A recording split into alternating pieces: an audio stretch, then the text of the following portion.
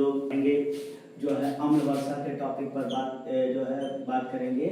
और देखें, इससे पहले हम लोगों ने जो दो पिछले वीडियो हमारे हुए ओजोन परत के बारे में, वैश्विक तापन के बारे में, तो सबसे पहले ये जानना हमको जरूरी है इसमें कि अम्ल वर्षा जो है क्या कारण है, कौन से कारक है जिससे अम्ल वर्षा होती है। यानी कि जब जो है बारिश होती है और उसमें क्या है, अम्ल की मात्रा मिल जाती है, जिससे क्या है वाटर एसिडिक हो जाता है, तो उसको क्या कहा जाता है, अम्ल वर्षा कहते हैं। तो आपको जब इससे पहले वाले ओजोन परत के बारे में हम लोगों ने बात की और वैश्विक तापन, तो वहां से अगर जो आपको देखा जाए, बताया गया कि कार्बन डाइऑक्साइड का उत्सर्जन कैसे होता है और ये सारी चीजें वहां पर बताई गई, कैसे टेम्परेचर बढ़ता है।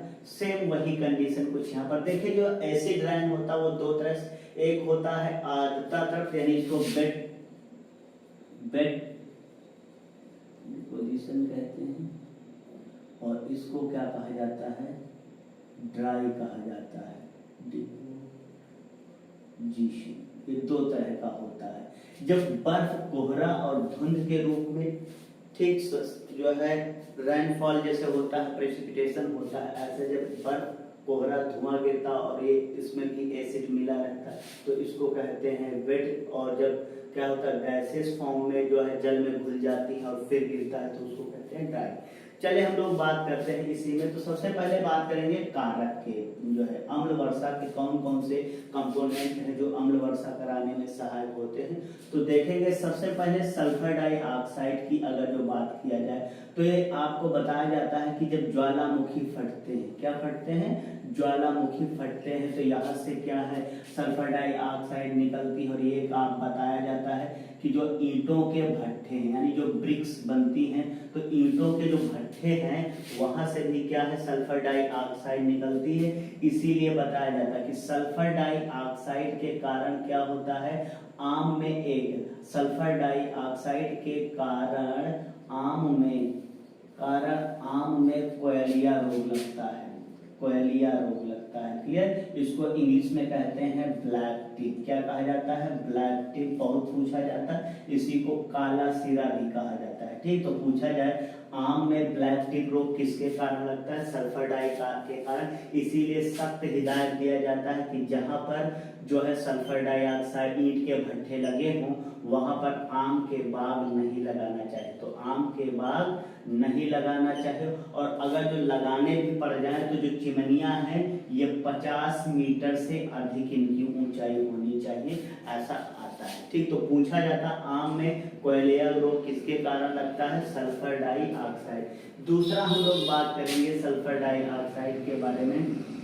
ठीक, तो ये जो सल्फर डाइऑक्साइड है ये कहां से आती है, तो ज्वालामुखी और ईंटों के भट्ठे से। अगर इसी में हम लोग बात करें, अगर जो देखेंगे, तो नेक्स्ट जो आपको कंपोनेंट्स बताया गया है कार्बन डाइऑक्साइड, तो ये आपको पता है कि ये वाहनों से आते हैं, कल कारखानों से आते हैं, कल कारखानों से आते हैं। और आपको बताया गया कि जब एसी और जो है फ्रिज से सीएफसी एचएफसी निकलती हैं, तो जो ओजोन परत की जो है प्रोसेस होती है, डिप्लेशन होता है, उसमें भी बड़ी मात्रा में प्रोड्यूस होती है। क्लियर, इसके बाद देखेंगे जो कार्बन मोनोऑक्साइड है, ये अंगीठी कहां से आती है, जब गर्मियों ठंडक के दिनों में अंगीठी जलाई जाती है, हीटर चलाए जाते हैं, तो वहां से क्या है कार्बन मोनोऑक्साइड। और फिर जो नाइट्रोजन ऑक्साइड है, आपको बताया जाता है कि जो राइजोबियम बैक्टीरिया वो एनवायरमेंटल की नाइट्रोजन को नाइट्रेट के फॉर्म में बदलते फिर स्थिरीकरण करता है। और जब तड़ित बिजली, जब बरसात होती है, तो जब बिजली चमकती है या गरजती है, तो उसको क्या कहा जाता है, तड़ित बिजली कहा जाता है, या आकाशीय बिजली कहते हैं। क्या कहते हैं, आकाशीय बिजली कहते हैं। ठीक, तो ये जब है, तो जब बिजली चमकती है तो क्या होता है, नाइट्रोजन कन्वर्ट हो जाता है, टूटता है अपने जो है घटकों में, और नाइट्रोजन ऑक्साइड का निर्माण करता है। तो ये कुछ जो है, जैसे क्लोरीन हो गया, कार्बन मोनोऑक्साइड हो गया, नाइट्रोजन जो है नाइट्रोजन ऑक्साइड के जो है कंपाउंड्स हो गए, और सल्फर डाइऑक्साइड, ये जितने भी हैं ये क्या रहता है, एसिड रैन में अहम भूमिका अदा करते हैं। आप स्क्रीनशॉट ले लीजिए, इसके बाद बात करते हैं।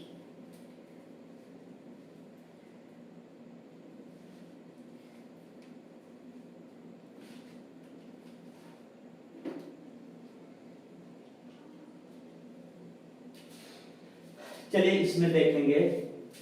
ठीक, तो हम लोगों ने बात किया कंपोनेंट्स में, अब होता क्या है सबसे पहले देखते हैं। तो ये वाला साफ कर दिया जाए, आप लोगों ने स्क्रीनशॉट ले लिया होगा, देखेंगे। नेक्स्ट, जो सल्फर डाइऑक्साइड है कैसे अम्ल वर्षा होती है, तो देखेंगे कि जो सल्फर डाइऑक्साइड है, ठीक, वो क्या है, सल्फर डाइऑक्साइड ऑक्सीजन से रिएक्ट करेगी और बना देगी सल्फर के 3 अणुओं को बनाएगी। क्लियर, इसको सल्फर ट्राइऑक्साइड बोलेंगे। क्या बोलेंगे, इसको सल्फर ट्राइऑक्साइड बोलेंगे, सल्फर ट्राइऑक्साइड बोलेंगे। क्लियर है बात। अब देखेंगे, जब यही सल्फर ट्राइऑक्साइड क्या है, जल के साथ, अब यहाँ पर क्या अगर देखा जाए तो जलवाष्प भी एनवायरमेंटल में क्या घुला हुआ, तो जलवाष्प भी कंपोनेंट्स में आ जाता है। इसके साथ क्या मिलेगा, तो जो सल्फर ट्राइऑक्साइड है, ठीक, इसके साथ मिलेगा जल, और जल जब मिलेगा तो ये बना देगा H2SO4। ठीक, इसको कहा जाता है सांद्र सल्फ्यूरिक अम्ल, सांद्र जो है सांद्र सल्फ्यूरिक अम्ल कहते हैं, एसिड बनता है। क्लियर है बात। तो अगर देखा जाए क्वेश्चन पूछा जाता है कि बताइए इसी को क्या कहा जाता है, तेजाब बोला जाता है। तो सांद्र सल्फ्यूरिक अम्ल को लोकल भाषा में क्या कहते हैं, तो तेजाब कहते हैं। और अगर जो आपसे पूछा जाए कि बैटरी, जो बैटरी होती है, तो बैटरियों में कौन सा रसायन डाला जाता है, तब भी आपका क्या है, तो बैटरियों में H2SO4 डाला जाता है, सांद्र सल्फ्यूरिक अम्ल, जिसको लोकल भाषा में तेजाब कहा जाता है। क्लियर है बात। अब देखिए, जो ये आपका ऑक्सीजन कार्बन डाइऑक्साइड है, ठीक, ये क्या करेगी, कार्बन डाइऑक्साइड जल के साथ, वही जल वाष्प है ना, जल के साथ रिएक्ट करेगी और क्या बनाएगी, ठीक, तो ये बनाएगी कार्बोनिक एसिड। क्या बनाएगी, H2CO3,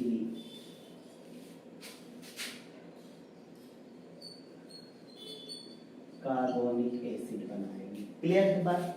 अब देखेंगे, जो ये नाइट्रो आपको बताया गया, ठीक, ये कार्बन मोनोऑक्साइड ये जो है ऑक्सीजन से रिएक्ट करती है, पहले कार्बन डाइऑक्साइड में बदलेगी, इसके बाद वो जल के साथ रिएक्ट करेगी और फिर बनाएगी कार्बोनिक एसिड। तो ये दोनों प्रोसेस एक हो गई। क्लियर, ये पहले CO2 में बदल जाएगी, फिर CO2 जल के साथ क्रिया करेगा, और इसके बाद जो है आपका फिर देखेंगे नाइट्रोजन ऑक्साइड, इसके बारे में समझेंगे।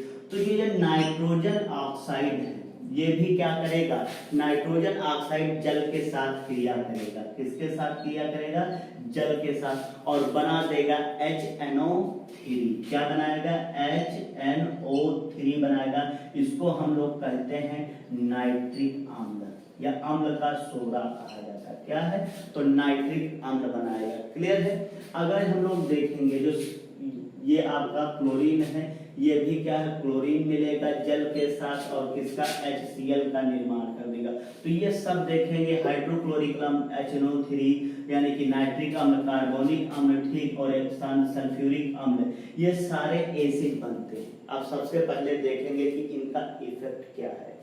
ठीक, तो आप ये स्क्रीनशॉट ले लीजिए कि एसिड रैंड में कौन कौन से कंपोनेंट, कौन कौन से रिएक्शन करके क्या क्या बन रहा है, उनके बारे में फिर बात आगे करते हैं।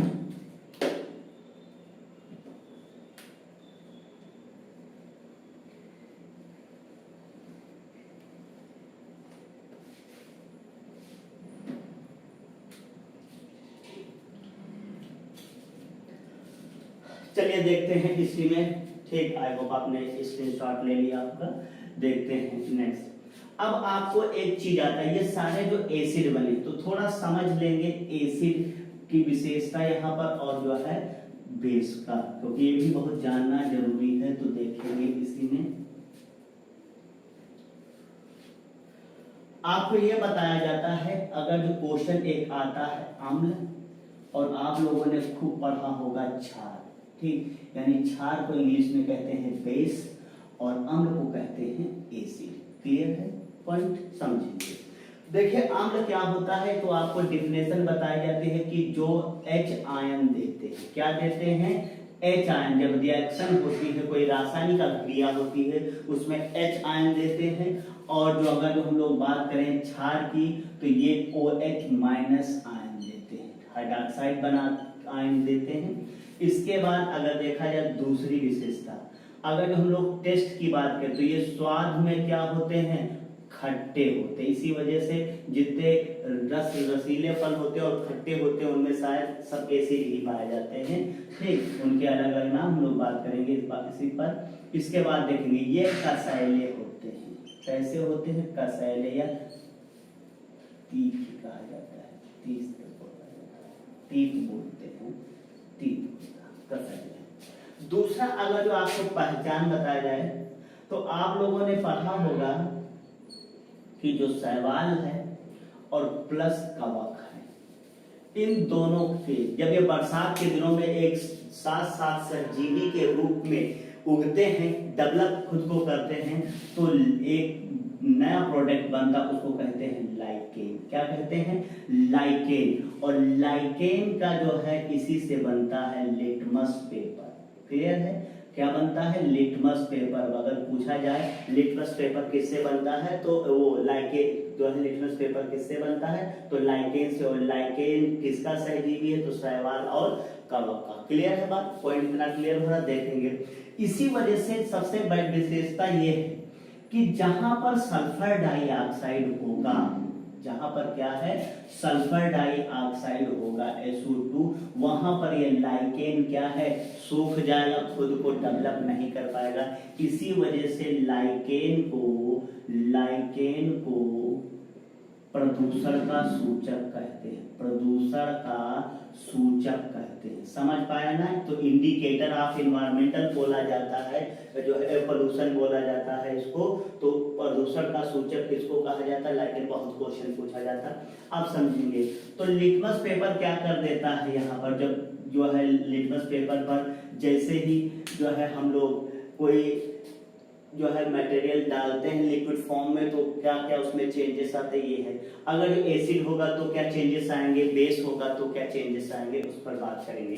देखिए, हम लोगों को बहुत ही चीजें बताई जाती हैं, ठीक, कि ये ब्लू को रेड कर देता है, और अगर जो बेस होगा तो क्या कर देगा, रेड को ब्लू कर देगा। बड़ा आसान है यहाँ पर चीजें समझना।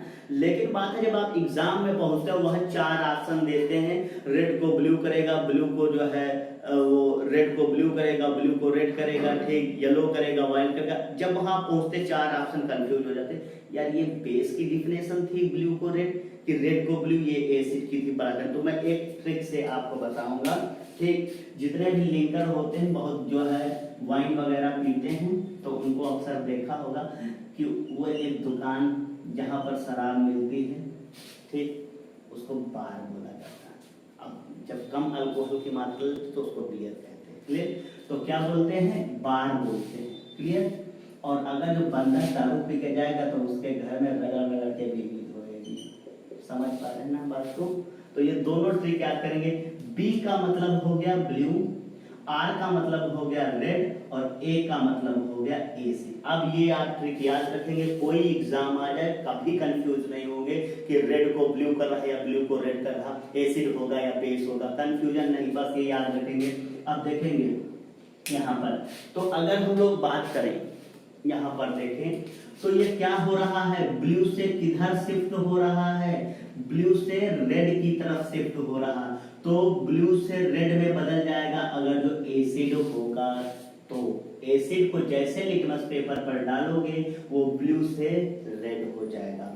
और अगर जो यहाँ पर बेस होगा तो क्या हो जाएगा, तो ये रेड से किसकी तरफ शिफ्ट हो जाएगा, ब्लू की तरफ शिफ्ट हो जाएगा।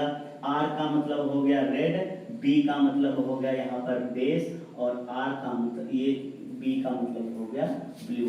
तो ये आपका रेड से ब्लू की तरफ शिफ्ट होगा जब बेस होगा। समझ पाए, कोई कंफ्यूजन, आप इसका भी स्क्रीनशॉट लीजिए, बस आपको समझाने का प्रयत्न किया जा रहा है कि क्वेश्चन आपका गलत ना हो। कभी कभी क्या होता है एग्जाम में आपको सब कुछ आ रहा है, आप सब कुछ सही कर रहे हैं, और वहां जाके कंफ्यूजन थोड़ा सा हुआ और आती हुई चीज जब चली जाती तो बहुत दुख होता है। और शायद इसी वजह से एग्जाम में थोड़ा क्या है, हम लोग जो है सिलेक्शन नहीं हो पाता, फिर हतोत्साहित हो जाते। तो ये सब चीजें स्क्रीनशॉट ले लें, फिर बात करते हैं।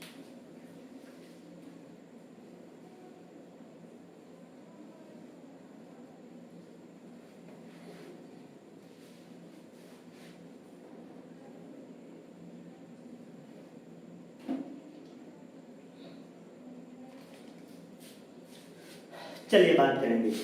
तो बात ये थी, आप एसिड और बेस में अंतर समझे। यहाँ पर हम लोगों को जो है यहाँ पर आगे समझना ये है कि जो ये आपका है, देखेंगे यहाँ पर आप लोगों ने एक पढ़ा होगा पीएच स्केल के बारे में। और जो पीएच स्केल होती है, क्या होता है, अगर हम लोगों ने पढ़ा है और ज्यादा एसिड और बेस में डिफरेंस करना, तो पीएच स्केल के बारे में। और पीएच स्केल 0 से इस पर 14 तक के खाने होते हैं, क्लियर। और जो 7 होता है वो कैसा होता है, उदासीन होता है, क्लियर। यानी कि अगर जो आप यह 0 इसको ना मान के 7 को मानेंगे, तो 7 क्या हो जाएगा आपका, न्यूट्रल हो जाएगा, उदासीन, उदासीन। जैसे ही आप बढ़ेंगे, ठीक, राइट साइड में तो है 8 9 10, तो इधर क्या होती है, क्षारकता बढ़ती है। क्या बढ़ता है, क्षारकता बढ़ती है, मतलब इसमें सैलिनिटी बढ़ जाती है, बेस की मात्रा बढ़ती चली जाती है।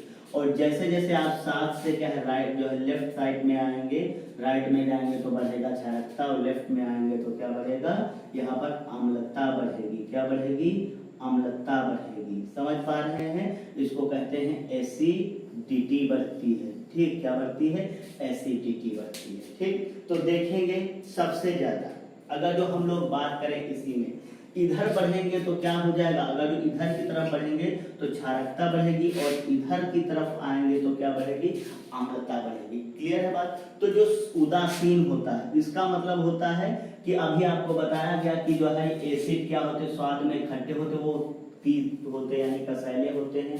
तो कोई भी एसिड है उसको जब आप चखेंगे तो कैसा लगेगा, खट्टा लगेगा, क्लियर। तो अब 7 से नीचे जैसे जैसे वैल्यू आएगी वो एसिडिटी बढ़ेगी, यानी खटास बढ़ती चली जाएगी, क्लियर है। तो यहाँ पर 7 का जो उदासीन का मतलब है कि ना खट्टा लगेगा और ना ही आपको नमकीन लगेगा, क्षारी लगेगा, क्लियर। तो अगर देखा जाए जो शुद्ध जल होता है उसका पीएच पूछा जाए तो क्या होता है, 7, ठीक। इसी वजह से वाटर की प्रॉपर्टी आपको क्या बताई जाती है कि जब उसकी फिजिकल प्रॉपर्टी पढ़ते हैं वाटर की, तो tasteless and colourless and transparent, यही बताया जाता है, क्लियर। तो जल का पीएच मान कितना होता है, 7 होता है। चलिए आगे हम लोग बात करेंगे। अगर जो पूछा जाए इधर बढ़ेंगे, तो इधर अगर जो बढ़ेंगे तो क्या बढ़ेगी, क्षारकता। अगर जो हम लोग आएंगे तो 7.4 की बात की जाए, क्या बात की जाए, 7.4 की।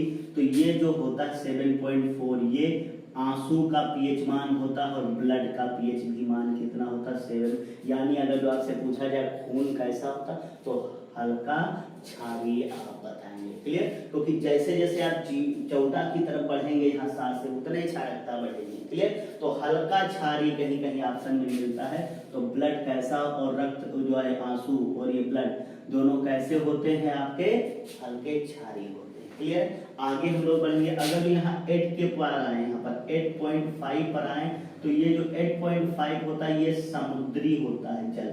समुद्री जल का पीएच पूछा जाए कितना होता है, तो ये क्षारीय होता है, क्लियर है बात। अब हम लोग इधर की तरफ बात करेंगे, ठीक। अगर हम लोग यहाँ पर आए, ठीक, तो ये आपका है 6.5 किसका होता है, लार का। तो पूछा जाए जो लार है उसका पीएच कितना होता है, तो 6.5 पीएच होता है, हल्का अम्लीय। क्योंकि जैसे आप जो है लेफ्ट की तरफ बढ़ेंगे, क्या है, एसिडिटी बढ़ती जाएगी। अगर जो हम बात करेंगे यहाँ 4 पर आएंगे, 4, तो ये किसका होता है, टमाटर का होता है।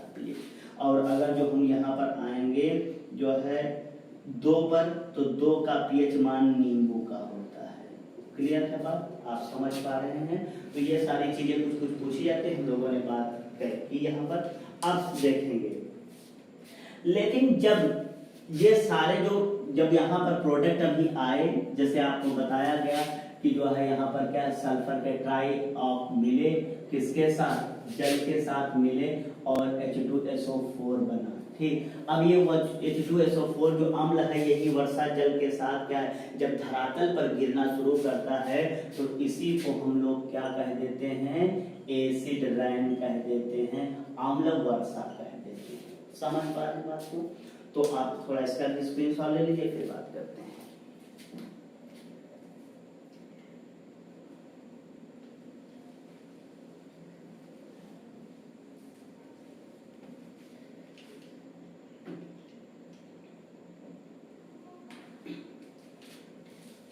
ठीक समझते हैं यहाँ पर। तो जब ये क्या हो जाएगा, धरातल पर गिरते हैं तो जो है एसिड जब गिरेगा धरातल पर तो होता क्या है, ठीक। तो देखेंगे सबसे पहले हम लोग अगर देखा जाए तो इसी में समझेंगे कि इफेक्ट क्या होंगे धरातल पर। तो सबसे पहले अगर देखा जाए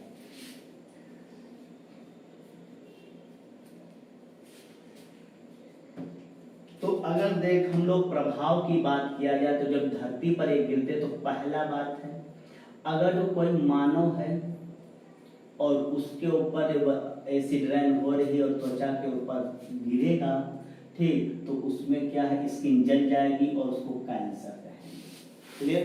तो स्किन अब ये मानव पर ही नहीं होता, ये भी प्लांट पर भी होता है, ये पौधों पर भी यही लागू होता है। तो अगर जो ऐसे में अच्छे से जब ह्यूमन बीइंग नहीं सर्वाइव कर पाएगा, पेड़ पौधे झुलस जाएंगे नहीं, जैसे अभी आपको बताया गया कि लाइकेन है वो बिल्कुल सूख जाता है, सल्फर डाइऑक्साइड होगी वहां पर। तो जब ये सर्वाइव ही नहीं कर पाएंगे तो नई वैरायटियां कैसे डेवलप होगी। तो एक तो जो है प्रजाति संकट तैयार खड़ा हो जाएगा, क्या हो जाएगा, प्रजाति संकट तैयार हो जाएगा हमारे सामने, प्रजातियां विलुप्त होने लगेंगे क्योंकि डेवलपमेंट रुक जाएगा। दूसरा पॉइंट, दूसरी सबसे अगर देखा जाए तो ये है कि जो इनकी दुश्मनी क्या होती है, तीसरी इमारत, यानी कि ये लिविंग और नॉन लिविंग दोनों को नहीं छोड़ती, एसिड रेन होगा, ठीक। तो जो इमारत है इनको इमारतों से इनकी बड़ी दुश्मनी, क्लियर। अब इमारतों से दुश्मनी क्या है, इमारतें जो होती हैं उनके रंग उड़ जाते हैं, क्या होते हैं, ये रंग उड़ जाते हैं। कितना भी अच्छी पेंट का आप पेंटिंग करें दीवारों पर, बरसात के दिन के बाद देखेंगे तो दीवारों पर पेंट हल्की पड़ जाती है, वो यही कारण है। दूसरा, दीवारें गलने लगती हैं, यानी इमारतें क्या है, गलने लगती हैं, ठीक। गलने क्यों लगती हैं, और उसमें क्या है, दरार पड़ जाती है, दरारें पड़ने लगती हैं। अब इसका देखेंगे क्यों पड़ने लगती है। तो अगर जो हम लोग बात करें तो आपको पता है कि सीमेंट का प्रयोग किया जाता है दीवार में, जब है उसको कहते हैं ना मसाला तैयार किया जाता है ना ईंटों को जोड़ने के लिए। तो वो क्या होता है, दीवार में जो मसाला होता है वो सीमेंट का, और ये होता है कैल्शियम। सीमेंट में क्या होता है, तो CaCO3 होता है, कैल्शियम जो है ऑक्साइड होता है, ठीक। अब देखेंगे जब अम्ल वर्षा होगी तो उसमें गिरेगा क्या, H2SO4 है, तो गिरता है अम्ल में अगर बात किया जाए।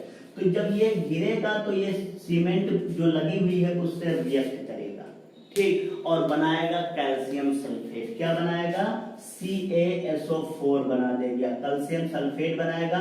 वहां पर जल मिल रहा था ना, तभी तो ये प्रोडक्ट, तो जल को अलग कर देगा, और कार्बन डाइऑक्साइड भी तो जल के साथ मिलके कार्बोनिक एसिड बना रही थी, तो वो भी क्या, कार्बन डाइऑक्साइड भी क्या हो जाएगी, अलग हो जाएगी, क्लियर है बात। तो जब ये अलग हो जाएगी तो जब इसमें क्या है, जब कैल्शियम सल्फेट बन गया तो यहाँ कैल्शियम और जो है आपका कार्बोनेट जो ये है, ये इसकी क्या आ गई, खत्म। और इस वजह से दीवार में क्या करेंगी, ईंटें जो मसाले से चिपकी होती वो छूटना तय शुरू हो जाएगा, और इसलिए दीवारों में दरारें पड़ जाएंगी। इसी को कहते हैं इमारतें गलना शुरू हो जाता है। सबसे ज्यादा इनकी दुश्मनी इमारतों में होती है तो पत्थर से जो बनी होती है उनकी दुश्मनी होती। इसी वजह से क्या रहता है कि पहला तो पत्थर का रंग उड़ा देंगी, क्लियर है। दूसरा अगर देखा जाए, ठीक, पत्थर का जब रंग उड़ा देंगी तो इसी को रंग उड़ जाने से वो बदरंग जैसा हो जाएगा, कलर चेंज हो जाएगा, बहुत डल जैसा कलर दिखेगा। इसी को हम लोग क्या कहते हैं, मार्बल कैंसर कहते हैं। क्या कहते हैं, मार्बल कैंसर, या इसी को पत्थर का कैंसर कहा जाता है, पत्थर का कैंसर कहा जाता है, ठीक। और इंग्लिश में इसके लिए एक शब्द यूज होता है, लेप्रोसी, क्लियर। तो क्या है, स्टोन लेप्रोसी बोला जाता है कि स्टोन लेप्रोसी किसको होने वाला ये रोग है, ये इमारतों को होने वाला रोग है, समझ पा रहे हैं। तो स्टोन लेप्रोसी हो जाएगा, ये जो आपके सामने आपको बताया गया कि कैसे स्टोन लेप्रोसी होगा, ठीक। तो इसको क्या कहा जाएगा, स्टोन लेप्रोसी कहते हैं। इसी वजह से बताया गया यूपी की सबसे पहली जो तेल शोधनशाला थी मथुरा, उसको हम लोग मथुरा रिफाइनरी बोलते हैं, रिफाइनरी बोलते हैं। इससे जब जो है तेल का शोधन होता तो सल्फर डाइऑक्साइड यहाँ से निकलती है, कार्बन डाइऑक्साइड निकलती है, जब पछुआ पवनें चलती हैं तो मथुरा के बाद आता आगरा, आगरा में है ताजमहल। जब ताजमहल के ऊपर ये जो है पत्थर के ऊपर जब है एसिड रेन होगी, ये आगरा जोन में ज़्यादा सल्फर डाइऑक्साइड गैसों का प्रभाव होगा, बरसात में बरसात होगी, एसिड रेन होगी, तो ताजमहल क्या होता जाएगा, बदरंग होता जाएगा। क्लियर है? तो पूछा जाता है ताजमहल बदरंग क्यों हो रहा, तो एसिड रेन के कारण। और कैसे क्यों? क्योंकि मथुरा रिफाइनरी से जो निकलता है ठीक गैसें, उनके वजह से। क्लियर है बात? तो ये जो हम लोगों ने यहाँ पर देखा, ये था प्रभाव, क्या उसके जो है प्रभाव पड़ते हैं, एसिड रेन होगी, ठीक। और अगर मान लीजिए किसी व्यक्ति को जो है स्किन झुलस जाए या पेड़ पौधे खराब हो जाए तो इलाज कराना पड़ेगा, तो उसमें क्या हो जाएगा, इकोनॉमी का भी क्या है, लॉस होगा।